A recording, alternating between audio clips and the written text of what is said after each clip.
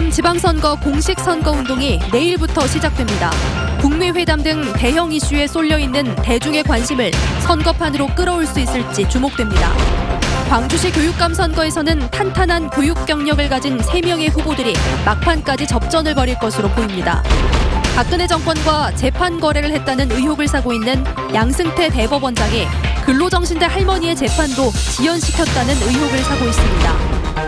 문재인 정부의 경제민주화 정책을 진두지휘하는 김상조 공정거래위원장이 오늘 광주를 방문해 불공정 하도급 관행을 강력히 제재하겠다고 밝혔습니다. 여러분 안녕하십니까? 내일부터 선거운동이 본격화합니다. 확성기를 동원한 거리 유세가 시작되고 곳곳에 현수막도 내걸립니다. 조용한 선거가 끝나는 건데요. 그런다고 선거 분위기가 뜰지는 좀 더 지켜봐야 할 것 같습니다. 보도에 윤근수 기자입니다. 남북정상회담과 북미정상회담 등 한반도를 둘러싼 대형 이슈 때문에 이번 지방선거는 대중의 관심을 받지 못하고 있습니다. 하지만 내일부터는 선거전이 달아오를 것으로 보입니다. 공식 선거운동 기간이 개시됨에 따라서 내일 아침 출근길부터는 유세 차량이 등장합니다. 선거용으로 개조된 차량들은 출격 준비를 마쳤습니다. 오늘은 이제 움직일 수 없는 기간이기 때문에 오늘 야간을 통해서 아마 다 전부 배송이 될 것 같습니다. 확성기를 이용한 거리 연설도 가능하기 때문에 선거가 임박했다는 걸 느낄 수 있을 겁니다. 후보들을 알리는 현수막도 늘어납니다. 이전까지는 선거구 안에 읍면동마다 하나씩만 현수막을 걸 수 있었지만 이번 지방선거부터는 2개씩으로 늘어납니다. 본격적인 선거운동에 맞춰서 선관위는 감시체계를 강화하기로 했고 특히 허위사실 유포나 공무원의 선거 개입 등 중대 선거 범죄는 엄단하겠다고 밝혔습니다. 법을 지키면서 선거운동을 하는 후보자들에게 이익이 갈 수 있도록 최선의 노력을 다하고 있습니다. 내일부터 시작되는 13일간의 열전. 그동안 조용했던 분위기와는 달리 후보들 간의 유세 대결이 한층 뜨거워지겠지만 북미 정상회담과 월드컵이라는 대형 이슈와 구도가 기울어진 판세 때문에 대중의 관심까지 끌어낼 수 있을지는 미지수입니다. MBC 뉴스 윤근수입니다. 6.13 지방선거를 앞두고 광주 교육의 미래를 책임질 교육감 선거도 후보 간 경쟁이 치열해지고 있습니다. 탄탄한 교육 경력을 가진 3명의 후보가 한치의 양보 없이 막판까지 접전을 벌일 것으로 전망됩니다. 보도에 이계상 기자입니다. 광주시 교육감 선거 전에는 3명의 후보가 등록을 마쳤습니다. 보수냐 진보냐의 진영 싸움 대신 일제히 교육 혁신을 기치로 내걸고 있습니다. 광주교대 총장을 지낸 이정선 후보는 일찌감치 선거 캠프를 꾸리고 광주 교육의 변화를 이끌 자신이 있다며 지지를 호소했습니다. 뭐를 해야 될지 어떻게 해야 될지 모르는 우리 청소년들에게 다시 꿈과 희망을 되찾아주고 교육을 통해 광주의 미래를 바꾸는 교육감이 되겠습니다. 지난 8년 동안 직선제 교육감으로 광주 교육을 이끌어온 장희국 후보는 대한민국 교육의 틀을 바로 세우겠다며 3선 도전에 뛰어들었습니다. 제게 힘을 주신다면은 반드시 우리 대한민국 교육을 바꾸는데 앞장서겠습니다. 처음 마음으로 처음처럼 열심히 뛰겠습니다. 전남대 교수 출신인 최영태 후보는 시민사회단체가 추진한 시민경선 단일 후보라는 점을 내세워 유권자 표심을 공략하고 있습니다. 학생들의 학습 능력을 키우는 것이라고 생각합니다. 저는 전국의 학부모들이 아이들 교육을 위해서 강주로 이사하고 싶은 그런 교육도시 강주를 만들고 싶습니다. 주요 공약을 보면 이 후보는 광주시민교육지원청 설립 등을, 장 후보는 고교 수업료와 급식비 무상 지원 등을, 최 후보는 광주교육회의 설립 등을 중요 정책으로 내세우고 있습니다. 광주시 교육감 선거는 섣불리 승자를 예단하기 힘들 정도로 치열한 접전을 벌이고 있습니다. 현직 교육감의 3선 도전을 유권자가 어떻게 받아들일지, 청렴 교육과 실력 광주를 누가 더 잘 실현할 수 있을 것인지 등이 최종 승자를 가를 잣대가 될 것으로 전망됩니다. MBC 뉴스 이계상입니다. 사법농단이라는 공분을 사고 있는 양승태 대법원이 근로정신대 재판도 지연시켰다는 의혹이 제기됐습니다. 이 재판은 현재 대법원에 3년째 계류 중인데요. 옛 통합진보당 출신의 지방의원들은 통합진보당 강제 해산이 무효라고 주장했습니다. 보도에 김인정 기자입니다. 지난 2013년 1심 승소, 그리고 2년 뒤 2심 승소. 일제강점기에 끌려가 미쓰비시 중공업에서 겪은 피해를 인정받고 보상받을 길이 열리는가 했지만 고령의 할머니들에게 돌아온 건 3년에 이르는 대법원의 침묵이었습니다. 사법행정권 남용 의혹 관련 특별조사단의 보고서에는 긴 침묵의 이유를 짐작케 하는 대목이 등장합니다. 법원 행정처가 작성한 상고법원 관련 BH 대응 전략 문건에는 최대 관심사는 한일 우호 관계의 복원이고 일제 강제동원 피해자 손해배상 청구 사건에 대해 청구 기각 취지의 파기 환송 판결을 기대할 것으로 예상한다는 내용이 나옵니다. 양승태 대법원이 상고법원 설치를 위해 청와대의 의중을 파악해 로비용으로 할머니들의 재판을 이용했다는 의혹이 불거지게 하는 부분입니다. 결국은 사법부, 대법원이 적극적으로 재판에 관여를 하지 않았나, 그리고 불순한 의도로 재판에 영향을 주지 않았냐는 걸 충분히 추단할 수 있는 것이죠. 실제로 박근혜 정부는 지난 2016년 당시 일제 강제동원 피해자들의 손해배상 소송에 부정적인 의견이 담긴 의견서를 대법원에 보내기도 했습니다. 옛 통합진보당 출신 전남 비례대표 지방의원들도 사법농단에 대해 목소리를 높였습니다. 이들은 박근혜 정권 때 양승태 대법원이 판결한 통합진보당 강제 해산과 의원직 박탈은 모두 위법이고 무효라며 국정조사와 특검을 통해 진실을 밝혀야 한다고 주장했습니다. MBC 뉴스 김인정입니다.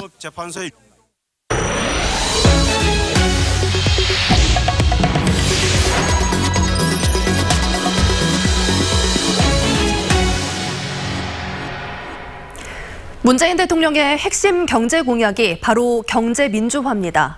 컨트롤타워 역할을 김상조 공정거래위원장이 맡고 있는데요. 김 위원장이 광주를 방문해 자동차 협력업체들에게 불공정 하도급을 개선하겠다고 약속했습니다. 보도에 송정근 기자입니다. 문재인 대통령의 지시로 최근 공정거래위원회는 경제민주화 TF팀을 꾸렸습니다.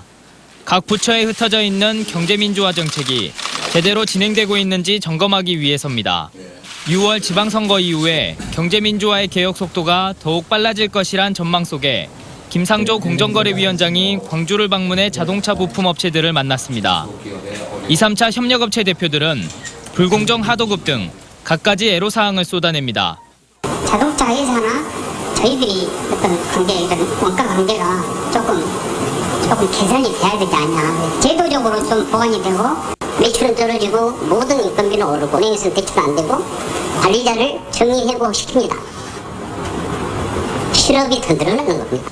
김 위원장은 협력업체의 기술 탈취나 납품 단가 후려치기는 강력하게 제재하겠다며 단편적인 조사로 끝내지 않겠다고 강조했습니다.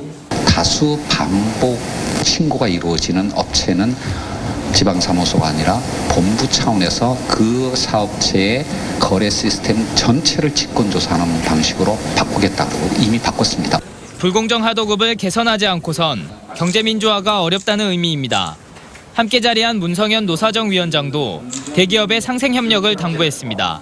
대기업 노사가 지금처럼 말하자면 이윤을 독점하고 독점된 이윤을 바탕으로 임금도 높게 가져가고 하는 이 구조적 문제에 대해서 어쨌든 손을 좀 찾지 않으면 안 된다 하는 그런 차원에서 늘 이제 앞으로 같이 해줄 거라 생각되거든요.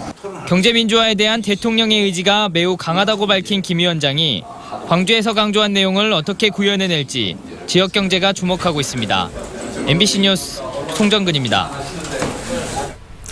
다음 달부터 시행되는 근로시간 단축 때문에 여수산단도 비상이 걸렸습니다. 사업장 특성상 그동안 연장 근로가 만연했던 탓인데요.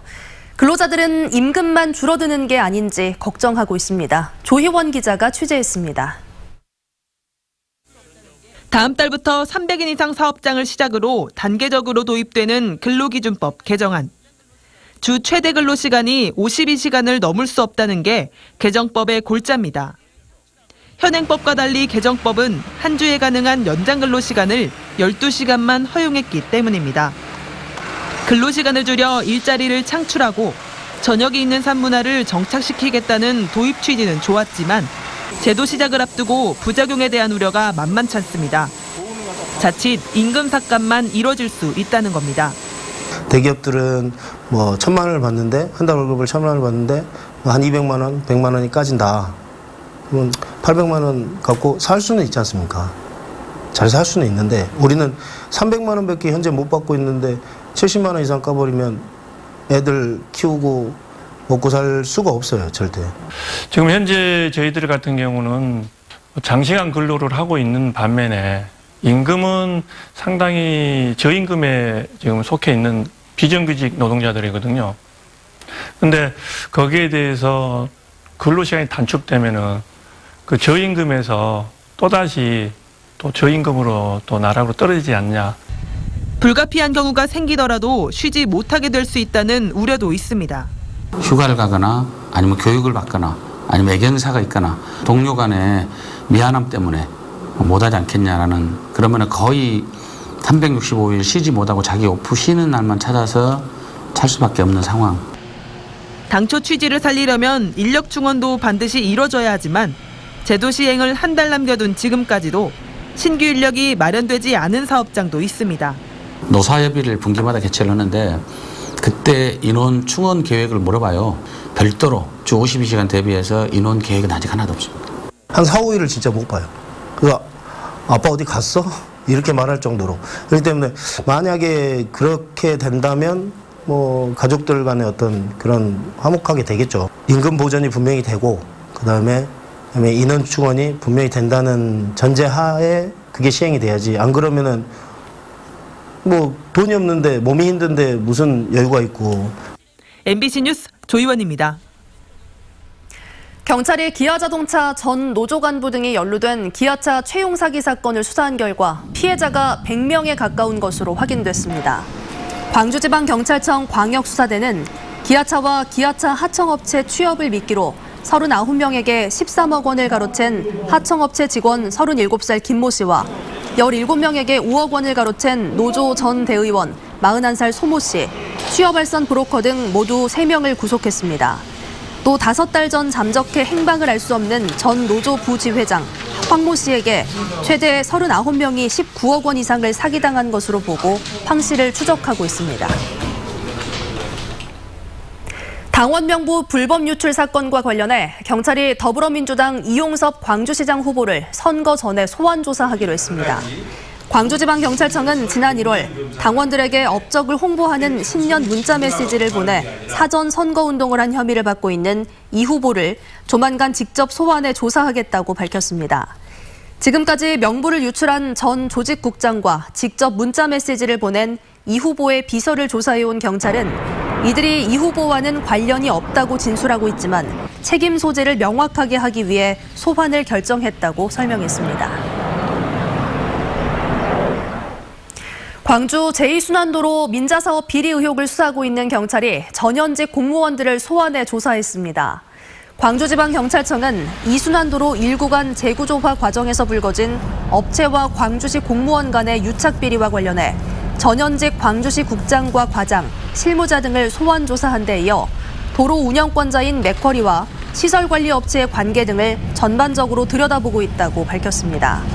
또 지난 3월 뒷돈을 받은 혐의로 수사를 받다 스스로 목숨을 끊은 광주시 공무원이 편파 수사를 주장하는 유서를 남긴 것에 대해 수사 과정의 적절성 여부도 살피고 있다고 말했습니다. 오늘 오전 11시 40분쯤 광주시 북구 신안교 아래 하천에서 준설 작업을 벌이고 있던 인부 41살 강모 씨 등 2명이 하천 물에 고립돼 45분 만에 구조됐습니다. 소방당국은 수질 개선 사업 공사를 하던 이들이 짧은 시간에 집중적으로 내린 소나기로 하천이 불어나면서 고립된 것으로 보고 주의를 당부했습니다. 노동계가 최저임금 개정안을 최저임금 삭감법이라고 주장하며 문재인 정부의 노동정책을 규탄했습니다.